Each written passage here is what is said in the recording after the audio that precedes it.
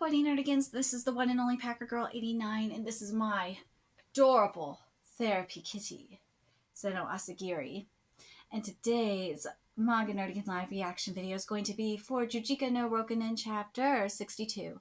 So before I get into this recap and live reaction, let me just remind you to hit that like, share, and subscribe buttons. And because of course this channel, let alone this video, are not sponsored, and I'm just on a non-stop high-speed struggle train heading into chaos. It's getting faster by the second. If you love what I'm doing and want to help keep this channel alive and kicking, feel free to hit up my Cash App and PayPal. Those links are in the description box below. So this is going to be very, very interesting because I understand what Konami wants to do. I do. I've been through something very similar. Have I been raped? No. But have I tried to overwrite bad memories and trauma? Yes. Has it worked? Yes, for the most part. Did I do it with sex? No, I haven't had to need to do it with sex. Alcohol is a great, great, great investment, I swear. Yes. But anyways, enough about that. But here's the thing, and I was thinking about this prior to recording this live reaction, because I'm going through my own little bouts right now, or not little bout, heavy bout of depression, and I was kind of thinking about what Konami's kind of going through, especially with what she was doing in chapter 61, where, you know, she would put this mask on. She has this mask on, you know, trying to show that she's okay, and she's going forward, but like really deep down, and we saw at the end of chapter 61 that she's not okay. She's not. That the rape really is still affecting her. Has she made progress? Yeah, she's not in a catatonic state, but it's still, that trauma is still hurting her. It is still affecting her.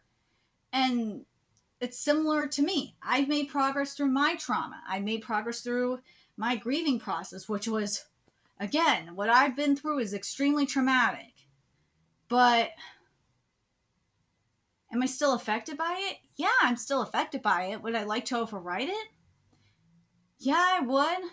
But is it going to get me out of the situation I'm in? No, it's not.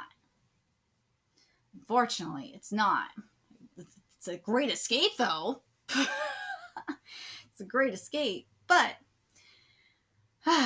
let's get to this chapter and see what's in store for us this week. God, it's just like the more I'm thinking about it, like, it's scary how much it kind of relates to what Konami's going through. Even though it ain't rape, it's still very similar. Anyways, this chapter is titled OVERWRITE. We came in here pretty impulsively, so a hotel room is like this. I guess it is. Yeah. There's a lot of buttons here. What does this one do? Woo! Oh, Key! The lights are off. The lights are off, Key. Oh, it's gone dark. What are we gonna do, Kitty?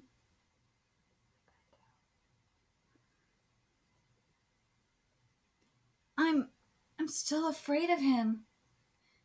Even though you killed him. I killed him. He pinned me down. He ripped my clothes. He hit me. It hurts so much.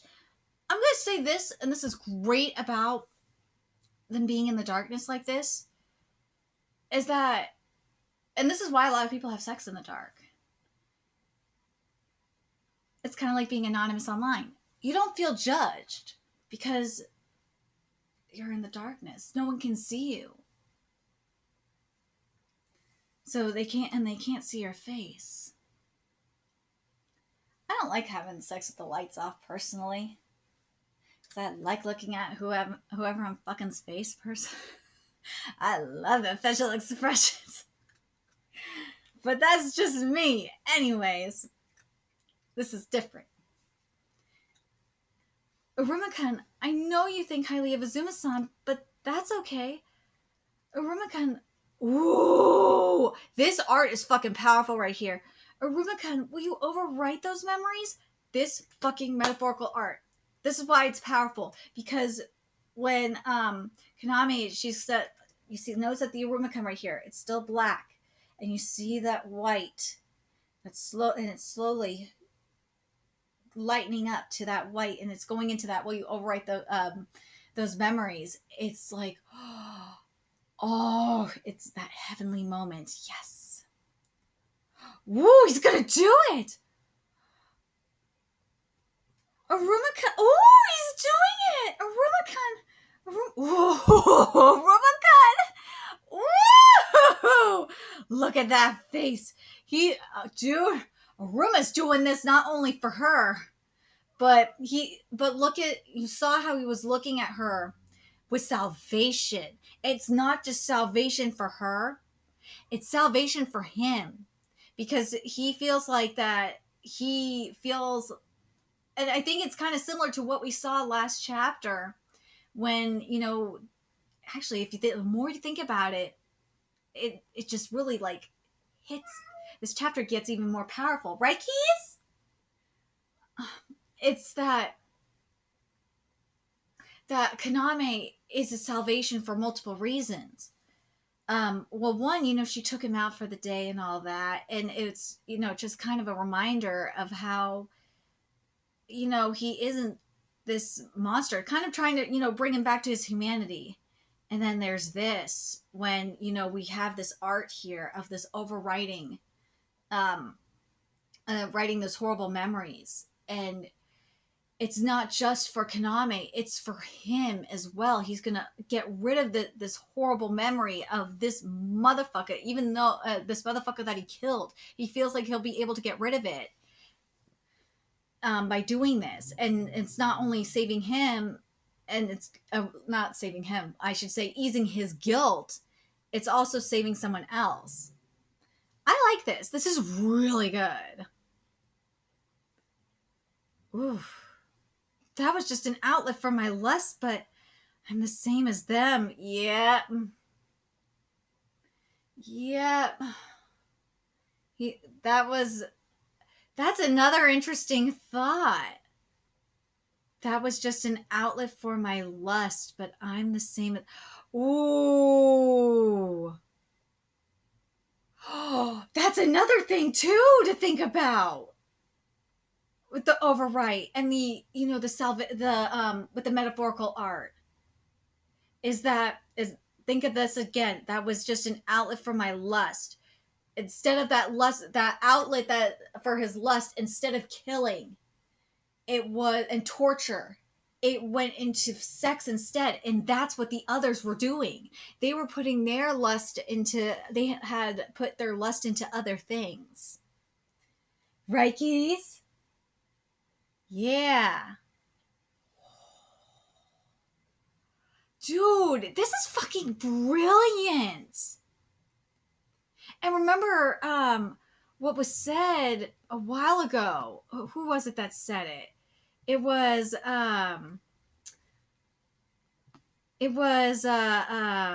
shit, who said this? It was Anzai. Anzai said this. Anzai said that Aruma had the same eyes as them. And now Aruma's realizing that he is the same as them. But the thing is that good and evil, well, first of all, good and evil is subjective. Let's be real. Just like justice, it's subjective. But there is a line. There definitely is a fucking line. And what these motherfuckers did is pure goddamn evil. It is. But what Aruma is doing in terms of justice, I think it's justice and karma. My opinion. Some motherfuckers are just getting their karma. And they're getting their own justice. Yes. But, it's very interesting. Because look at that expression in Aruma's face as he's fucking Kaname, though. Oh my god. Like, it's that same monstrous expression that Anzai was talking about. I'm really curious what you guys think about that. I do. I'm sorry. Ugh. Ooh.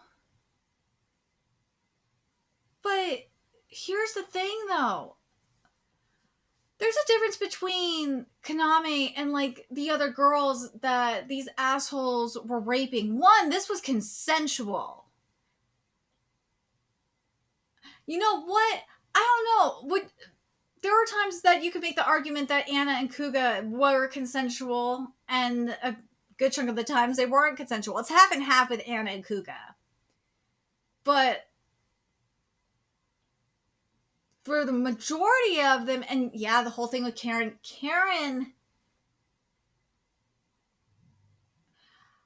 I feel like once it became like she was, when she was locked away like that, then it was not consensual. That was when it crossed that line. But this, though, to me is different than it is to compared to like what we've seen in terms of sexual relationships with the others. That's where I feel like Aruma is different. But this does go to show you that Aruma just like let it out. He did, but he doesn't see her in that way. He doesn't see Kaname in that way. He just saw her as like a cum dumpster. That's what it feels like to me. I hope that's the right wording to describe it. It's just I know, outlet of lust, but that's why I feel like cum dumpster sounds so wrong. Well, anyway, you know what I mean. Anyways, I'm sorry. Now the only thing left is for me to kill Shigoku. Yeah, destroy evil with evil. After satisfying his desires, he goes straight to judgment. Yes! Dude, this fucking page right here, this final page, where it says here, for Aruma saying is for me to kill Shigoku, and then it has the destroy evil with evil. Love, love, love. But there was another thing here that I think is very important in regards to having sex with Kaname that I think was very important. Was he got all the emotions that he was like penting up. He got it all out with Kaname. He did. He got everything that was building up inside of him that he was holding in. He got it all out with Kaname, and that was freaking good. That was something extremely important. And that's kind of what makes him, I think, a little bit different than the others, is that he again, one, it was consensual on both ends. Two, he just needed to let it out. And I think and that's the one thing. I wonder if Kaname kind of knew that too. I'm curious, am I overestimating Kaname in this regard? Or do you guys think Kaname needed to do you think Kaname knew that Aruma needed to let it out? He needed to let it out. He did. As soon as Aruma finished fucking and let it all out. Notice how much better he felt. Like when you have that much built up sexual tension and you're not like letting it out like that. Oh God. Oh God. Oh my God. I know. I know. I fucking know. Once you have like your first orgasm for the first time in a while, oh God, it is amazing because you don't realize how much tension you have, how much shit you have built up until like you just, whether toy or not, once you have that orgasm, it just is like, oh, it's a huge relief. It's a huge release. And that since Aruma couldn't communicate what he was saying verbally, he got it out a better way. That's for sure. I'm very curious what you guys think. I'm really happy with this chapter. To me, it was a win-win for both of them. Do I think it was the healthiest way for Kaname? I'm not sure. The jury is out on Kaname if it was the best way for her. But for Aruma, oh, damn straight it was. This is exactly what he needed. Because he needed to, like, clear his mind and focus on the final task, which was to get rid of this motherfucker. And the only way you're going to destroy this motherfucker, who is pure evil, is you got to think evil to get rid of evil. Not sometimes you can't. It's not as simple as like just you're gonna use justice to kill to destroy justice. No. If you read, I'm the timing of me like binge reading Variety the Patriot is just fucking everything.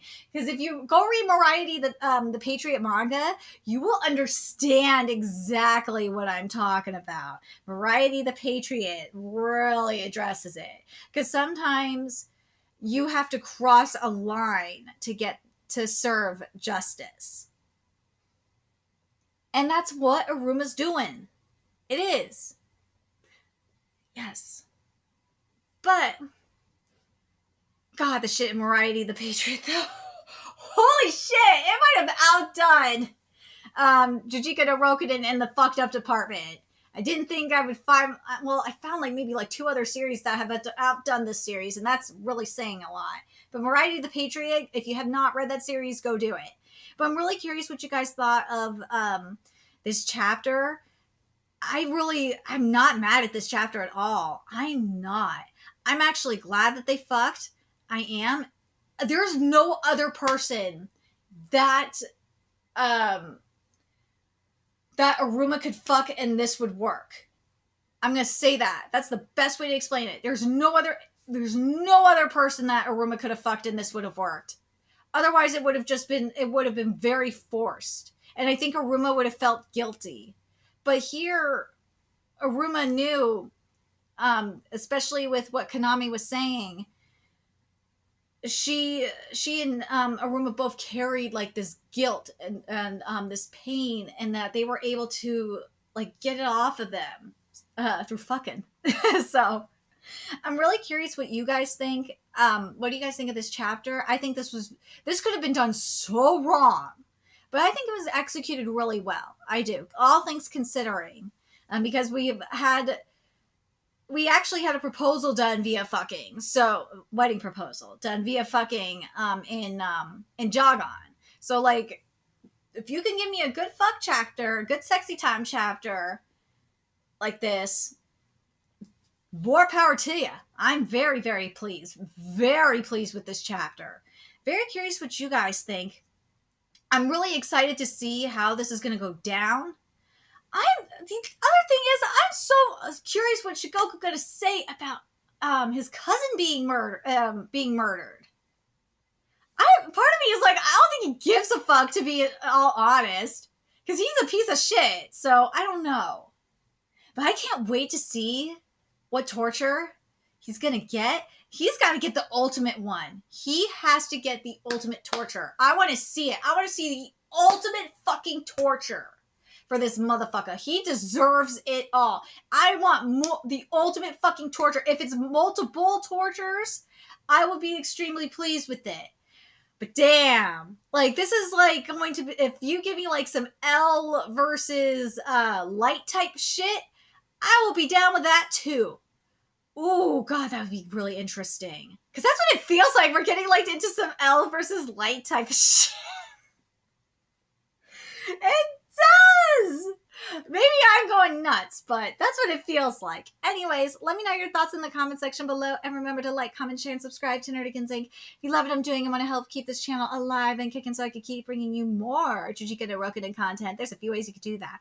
Donate to my Cash App, PayPal, Patreon, purchase something off my Amazon wishlist, all that's in the description box below. Also, make sure you follow me on Twitter, Twitch, Discord, friend me on PlayStation Network, that's in the description box below as well. Till next time, Nerdigans, I will be seeing you later. Bye!